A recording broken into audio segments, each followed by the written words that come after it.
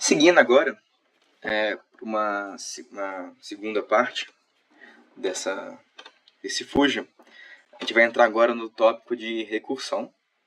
Recursão nada mais é do que a técnica de chamar uma função dentro dela mesma.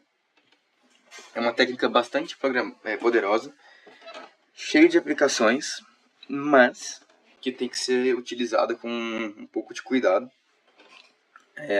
O exemplo mais clássico de uma função recursiva é sempre o exemplo da função fatorial, porque a função fatorial, a função matemática fatorial, ela já é muito recursiva por natureza, né? É muito fácil definir a relação de recursão. O fatorial de n é igual a n vezes o fatorial de n menos 1. E pode parecer uma solução bonita, né? Mais elegante do que a solução tradicional com um loop e um acumulador e tudo mais. Mas ela esconde alguns segredos, né? Uma coisa que a gente tem que tomar muito cuidado com funções recursivas é em relação ao uso de memória. Toda vez que você chama uma função, existe uma seção da memória do seu computador chamada pilha, que ela tem esse nome porque ela opera bastante como igualzinho, na real. Ela opera igual a estrutura de dados pilha, que é tópico da P2, né? Tópico da P1. Então não vou me delongar aqui. Mas essencialmente, toda vez que você chama uma função recursiva, você está colocando o endereço dessa função, o endereço de onde você chamou, mais todas as outras variáveis locais da função na pilha. Então, resumo da obra. Chamar funções consome memória. E aqui eu tenho para exemplificar isso, eu tenho a função fatorial um pouquinho modificada para simular o que está acontecendo com a pilha. Então, na primeira vez, a chamada, né? Chamei fatorial 3 pela primeira vez aqui embaixo. Chamei. Coloquei esse fatorial 3 na pilha, ou seja, eu coloquei na pilha as coisas relacionadas a essa chamada de função. Aí aqui dentro, eu vou chamar o fatorial de 2. Aqui, ó, chamo o fatorial de 2. Então, eu vou estar colocando, na pilha já tem o fatorial de 3, eu vou estar colocando o fatorial de 2. Aí o fatorial de 2 vai chamar o fatorial de 1 dentro dele. Eu vou estar colocando na pilha mais coisa aqui, mais memória, gastando mais memória. E aí depois, quando eu chego no caso base, né, que no caso base é o n igual a 1, o caso base de uma função recursiva é o caso em que essa função ela não chama a si mesma e sim retorna alguma coisa. Né? Se não tiver caso base, ou se esse caso base nunca for alcançado, isso é um problema. A função recursiva ela é infinita, ela não termina. Isso é uma coisa que a gente tem que verificar quando está fazendo análise de função recursiva. E depois que chega no caso base, a memória vai sendo liberada, né, de cima para baixo. Então aquilo que eu coloquei primeiro, ele vai embora primeiro, então vai sobrar o fatorial 2, depois o fatorial 2 vai embora, sobra o fatorial 3, até que não sobra nada. Enfim, é uma pilha mesmo. Né? O first in, last out. Então, o primeiro a entrar e o último a sair. Essa é a ideia da pilha. Ou senão, o primeiro a entrar, o último a entrar e o primeiro a sair também. Ok, isso é mais uma espécie de curiosidade. Só que nem sempre isso aqui que eu falei é verdade. Tá? Por quê? Porque compiladores atualmente, eles são bastante inteligentes, compiladores ou interpretadores, no caso do Python, podem ser bastante inteligentes, e eles conseguem fazer, muitas vezes, para alguns casos, nem sempre isso é possível, mas para alguns casos é possível ter uma equivalência bastante simples entre uma função recursiva e uma função iterativa. Então, principalmente quando tem o que a gente chama de recursão de cauda. O que é isso? Que é quando a última coisa que a função recursiva faz é chamar ela mesma. Não é bem o caso da função fatorial, porque a função fatorial, a última coisa que faz não é chamar a função, né? É multiplicar o resultado dessa chamada por n. Mas ainda assim, eu acho que computadores mais inteligentes conseguem otimizar isso. Mas enfim, no caso aqui da recursão de cauda, é muito fácil de traduzir, de ter traduções, equivalências, como esse exemplo que está aqui, né? Eu tenho uma função que ela fala o seguinte: enquanto cx, então, uma condição envolvendo x não for atendida, eu vou, exemplo, quando uma condição for atendida, quando x for um certo valor, ou quando x atender uma certa condição, então eu retorno e de x. E de x é uma função genérica qualquer. Ou seja, eu realizo uma operação genérica sobre x e eu retorno x. Esse é o caso base. O caso base é quando o c de x é atendido. Do contrário, eu faço uma operação sobre x, uma g de x, eu modifico x, e eu chamo f com esse valor modificado. Eu tenho que modificar x, senão eu vou ficar chamando para sempre f de x, né? f de x, f de x, f de x. C de x nunca é atendido, para esse x que eu chamei, então eu preciso fazer uma modificação em x, que é esse g de x está representando isso. Essa modificação que eu faço sobre x antes de chamar a função f de novo. E isso aqui é equivalente a: enquanto a condição base c de x não for alterada, eu vou alterando x com g de x. Assim que c de x é atingido, eu retorno e de x. Então, isso aqui são coisas equivalentes. Vou mostrar agora passar por um exercício direto, um exercício da questão da prova de 2022, PU de 2022, questão 2. E a questão é bastante simples. A ideia aqui é que você tem uma função que ela retorna qual que é o índice do maior elemento de uma lista. Então, inicialmente, a gente presume, porque sim, que o maior elemento é o que está na posição 0, e, portanto, o maior índice é 0. E a gente vai percorrendo a lista da esquerda para a direita e vai vendo. O elemento nesse índice que eu estou olhando agora, ele é maior que o maior valor? Se sim, então agora o maior valor é ele e o maior índice é o índice dele. Então, inicialmente, eu estou presumindo que o maior está na primeira posição, está no 0. Aí, beleza, eu vou ter que ir indo de 1 até o tamanho do meu array. Vamos supor que o elemento 1 da posição 1 é menor que o elemento da posição 0. Então, nada acontece. Para o 2 também, para o 3 também. Aí, na posição 4 não. A4 é maior que A0. Então, agora, eu faço maior I é igual a 4, maior valor é igual a 4. Ou seja, esse maior I, maior valor, vai ter sempre o maior valor, no caso, vai ter armazenado nele sempre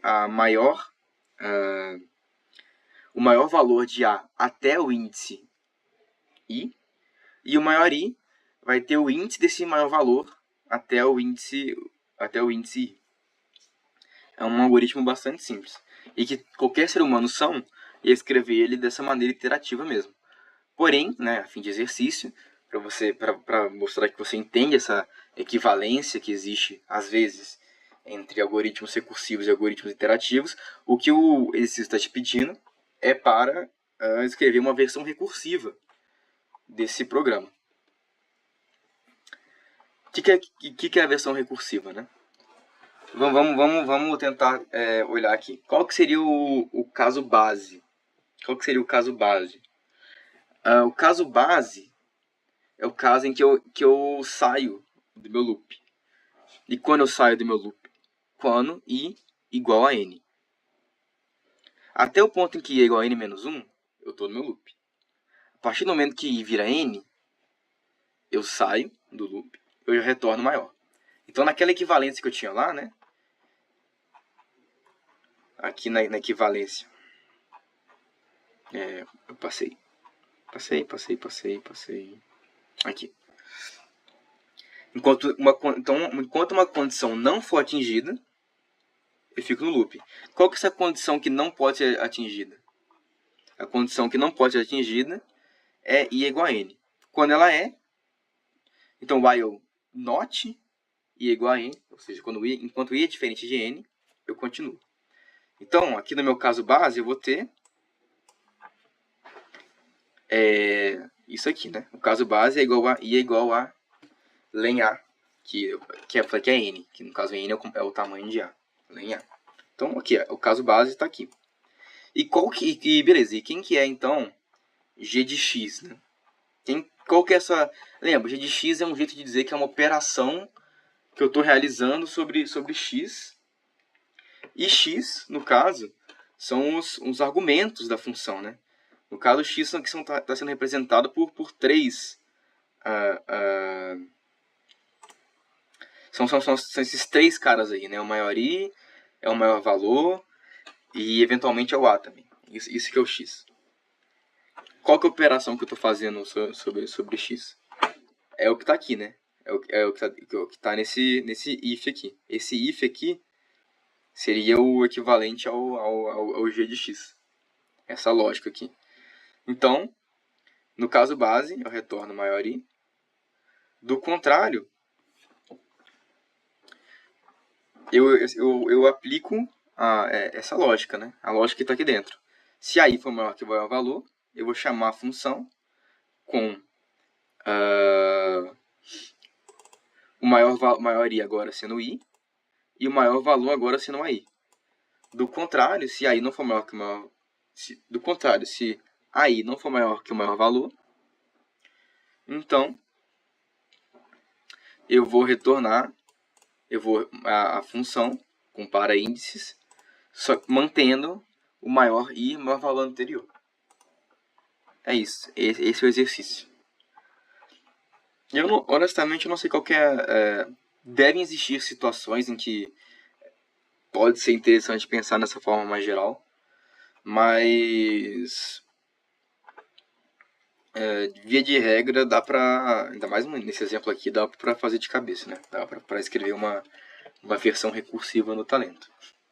Vamos passar. O próximo tópico que eu quero comentar é o tópico de algoritmos, que são os problemas de divisão e conquista. E o Master Theorem, que é um teorema que está associado a esses problemas de divisão e conquista. A ideia do problema de divisão e conquista é o seguinte: eu tenho uma entrada de tamanho n, e para eu resolver, em vez de eu resolver o problema inteiro de uma vez, eu divido esse problema em outros subproblemas. Então eu posso dividir, eu tenho um problema, eu divido em A subproblemas. E cada subproblema, cada um desses A subproblemas vai ter uma entrada menor, que é uma entrada n dividida por b.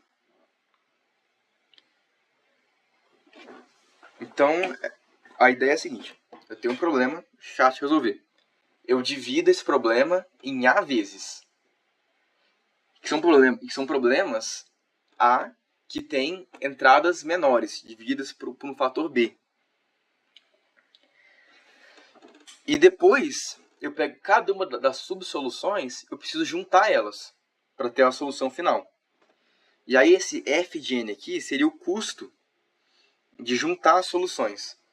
Então, para esse caso, para esse tipo de algoritmo de recursivo de divisão e conquista, a gente tem essa relação de recorrência, né? Que é o custo. Então, o custo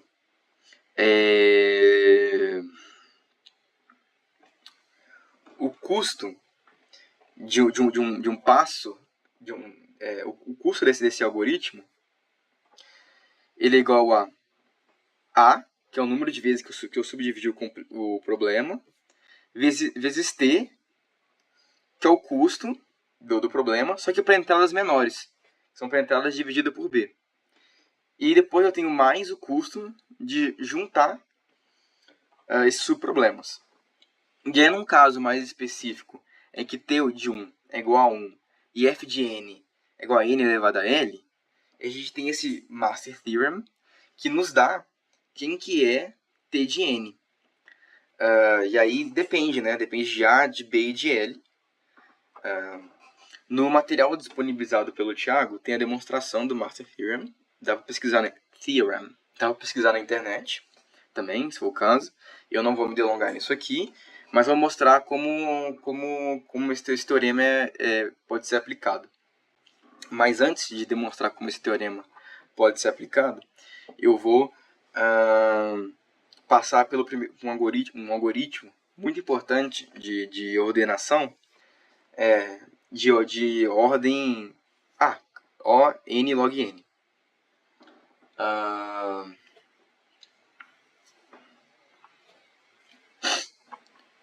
Que é o merge sort. O merge sort é um algoritmo de divisão e conquista.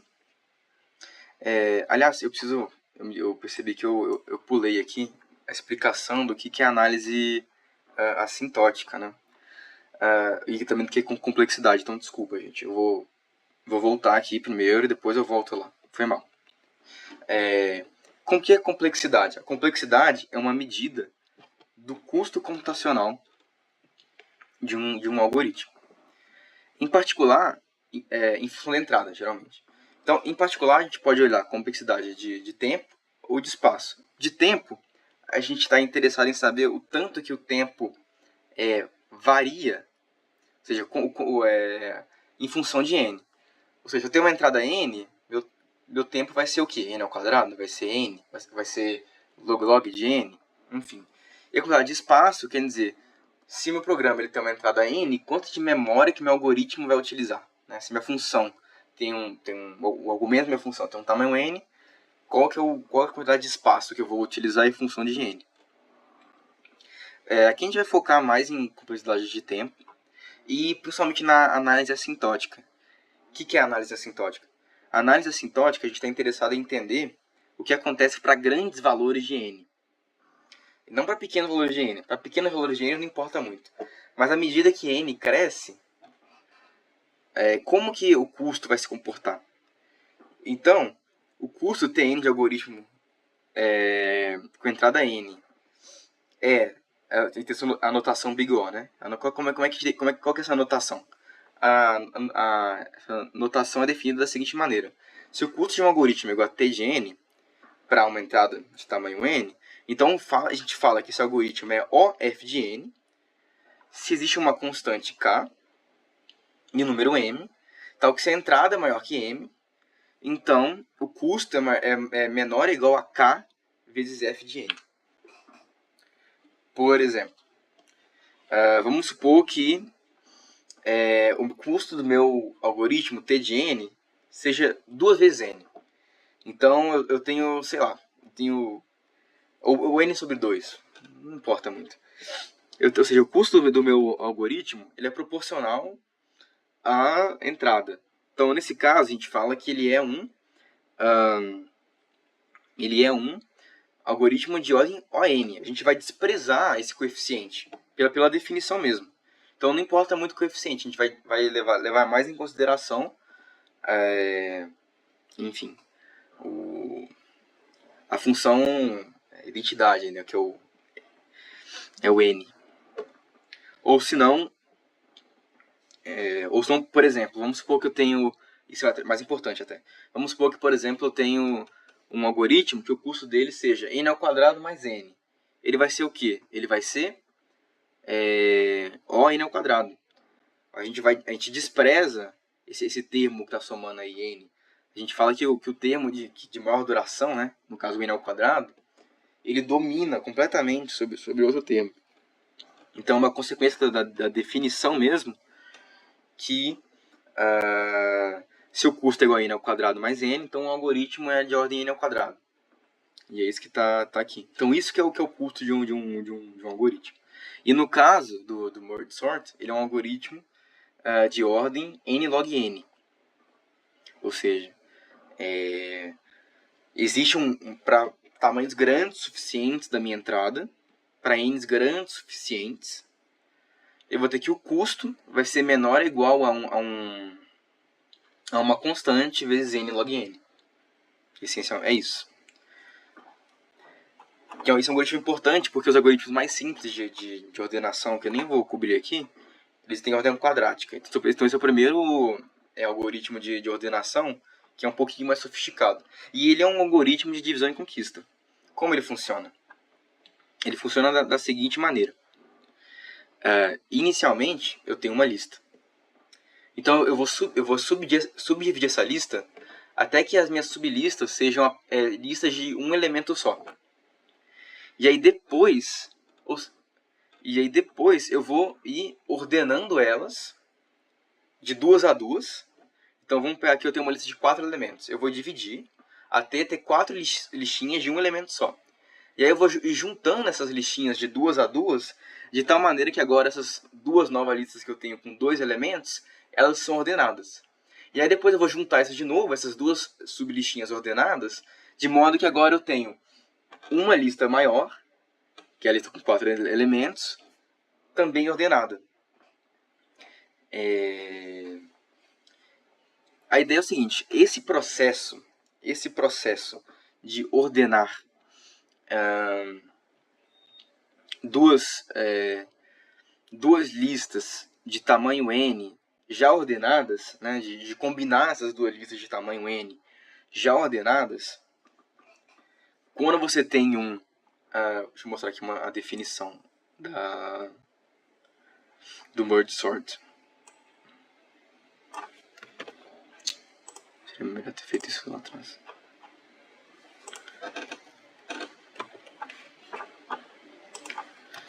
Essa aqui é a definição do merge sort, né? Ele opera da seguinte maneira. A gente pode passar por aqui depois.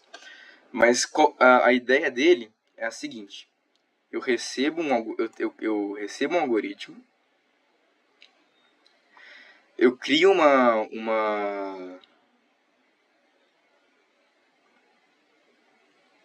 eu crio um array auxiliar. Essa versão não tá legal, porque não tem um array auxiliar. Mas enfim, vamos seguir. Via de regra é o seguinte, eu crio um array auxiliar de tamanho 2n. E o problema de você juntar duas listas de tamanho n em um array vazio, né, de tamanho 2n, de forma que fica ordenado, tem complexidade linear. Esse que é o pulo do gato. Então, eu vou ter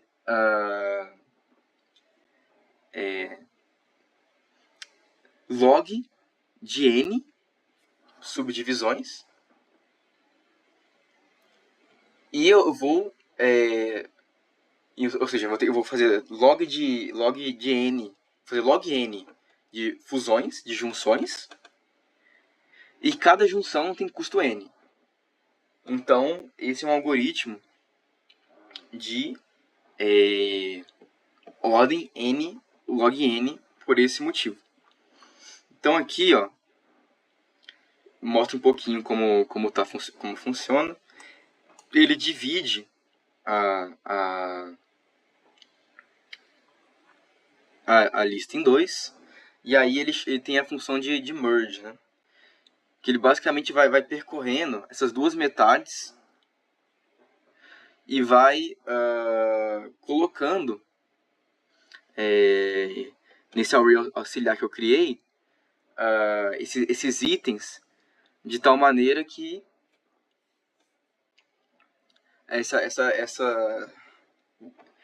esse array final de 2n, de tamanho 2n, esteja ordenado. Eu vou partir para um exercício que talvez fique um pouco mais claro. É esse exercício aqui de 2024. Esse exercício, ele é o seguinte. Ele te dá uma versão do merge sort, tá aqui, essa versão, que não utiliza aquele array auxiliar que eu estava comentando, de tamanho 2n, que permite com que a função de join, de juntar essas duas sublistas ordenadas, tenha complexidade linear. E aí o que ele pede para você analisar é qual que é a complexidade dessa função de join, que é essa aqui de mescla, agora, já que não tem esse array auxiliar, e como que isso impacta a complexidade do merge sort no geral. Então vamos dar uma olhadinha aqui nesse mescla sequências, nesse cara aqui. que é a função de join primeiro, porque o item A pede para a gente avaliar a complexidade dele. Como que é isso aí? Coisas importantes a falar. Entrada é um array. Início é um índice à esquerda. O índice mais à esquerda. Corte vai dividir e o fim é o índice mais à direita. Então, na verdade, eu vou estar trabalhando com um pedaço da entrada que fica entre início e fim. Sendo que aí eu vou dividir esse pedaço entre início e fim em duas partes. Uma que vai de início até corte, mas se inclui o corte. E outra que vai de corte até o fim, mas se inclui o fim. Então, a primeira metade vai de entrada, do elemento entrada início, entrada abre chaves início, até o elemento entrada abre chaves corte menos 1. E a outra metade vai do elemento entrada abre chaves corte, até o elemento entrada abre chaves fim menos 1, porque esse fim não é inclusivo. Legal? Então vamos rodar um pouquinho aqui e ver o que está rolando.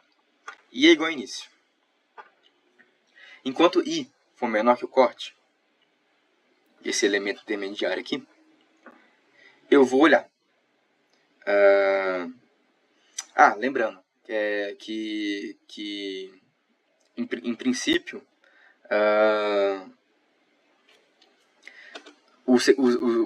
esse aqui é um meio de sorte, né? Então a gente trabalha com a hipótese de que o sub-array, a sublista que vai de início até corte, ela está ordenada, e a que vai de corte até o fim também está ordenada. E o que a gente quer fazer agora é ordenar as duas, né? Ordenar as duas entre si. Então, idealmente, no melhor dos casos possível, já está ordenada, né? Então, no melhor dos casos possível, essa metade esquerda da lista já é toda menor que a metade direita da lista. Só que, quando a gente está analisando a complexidade, a gente vai olhar para o pior caso possível. Qual que é o pior caso possível?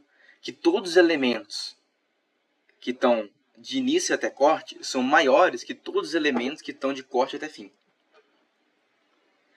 Por quê? O que o nosso algoritmo está fazendo? Ele vai verificar se a entrada I, ou seja, se a entrada I é um elemento que está na metade esquerda, for maior que um elemento que for maior que a entrada corte, que é um elemento que está na metade direita, então eu vou criar essa variável temporária aqui e vou igualar ela a esse entrada I. É esse cara aqui que está fora do lugar. Porque ele está na esquerda. Então não era para ser maior que entrada corte. Era para ser... Eu quero que ele seja menor que entrada corte, digamos assim. Então eu faço tempo igual esse cara, entrada I. E eu boto entrada corte, que é esse elemento menorzinho, que tá, e jogo ele para a esquerda, no lugar de entrada I, porque a minha ideia é ordenar a lista, né? Então, ok, então eu faço essa troca. E aí depois que eu fiz essa troca, eu preciso descobrir, tá bom, eu já coloquei o entrada corte no entrada I. Agora eu preciso saber onde eu coloco a entrada I. E o que eu vou fazendo aqui, esse loop, essencialmente a ideia, eu vou ir procurando qual que é o primeiro elemento na metade direita do array que é maior que a minha entrada I. E aí eu vou colocar a entrada I antes dele. Então, basicamente, o que eu estou fazendo digamos assim, arredando a lista para o lado. Por isso que eu faço entrada K igual a entrada K mais 1. É como se fosse arredando a lista para o lado. Até achar... Arredando a lista para o lado esquerdo.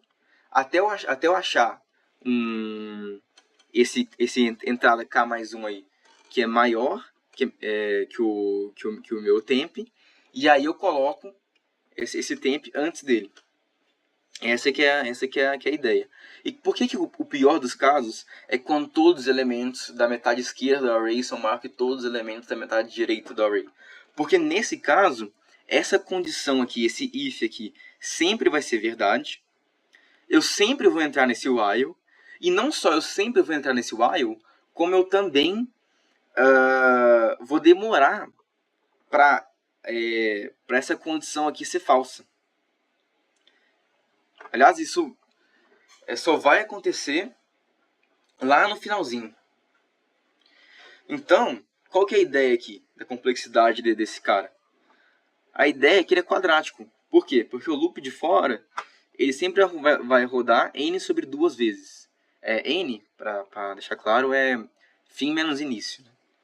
Então, ele vai rodar n sobre 2 vezes, esse cara aqui de fora. Sempre. E o cara de dentro, esse while aqui de dentro, também vai rodar n sobre 2 vezes. Na verdade, ele é mais ou menos. Ele roda... tem uma expressão aqui um pouco diferente. Na verdade, ele vai rodar n sobre 2 vezes menos i, em que i é o número de iterações. Por quê? Porque no segundo while, né? Na segunda vez que eu entrar nesse while aqui, no final lá para a direita, né? Eu já vou ter colocado um elemento do corte. Então, enfim. Mas não importa muito. Importa que a resposta do exercício A é n ao quadrado. E aí, agora que vem a parte que eu estou querendo chegar mais, que é a aplicação do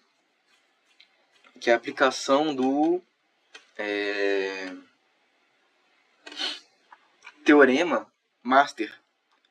Por quê? Porque a B, ele pergunta, beleza, e aí? E qual que é a complexidade, então, de todo desse novo merge sort? Vamos lá voltar no Master Theorem para ver o que ele fala.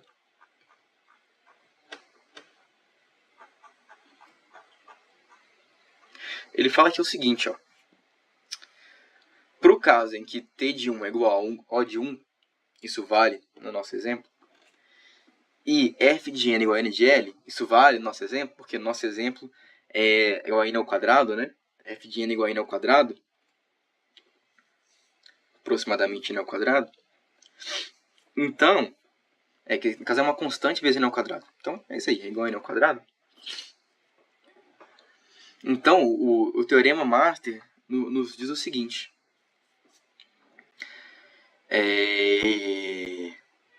Bom. Quem que é o A ali, né? O A é igual a 2, porque a gente, para cada chamada de função, a gente divide nosso problema em 2. O B é igual a 2, porque a entrada de cada subproblema vai ter metade do tamanho do array original. E o meu L é o quadrado. Então, para esse caso aqui, eu estou aqui, ó. A2 menor que 2 elevado a 2. Portanto, eu tenho que a minha complexidade, aplicando o teorema master, é igual a O de n ao quadrado. E essa é a resposta. Bastante simples. Vou dar uma pausa. Daqui a pouco a gente começa. Volta.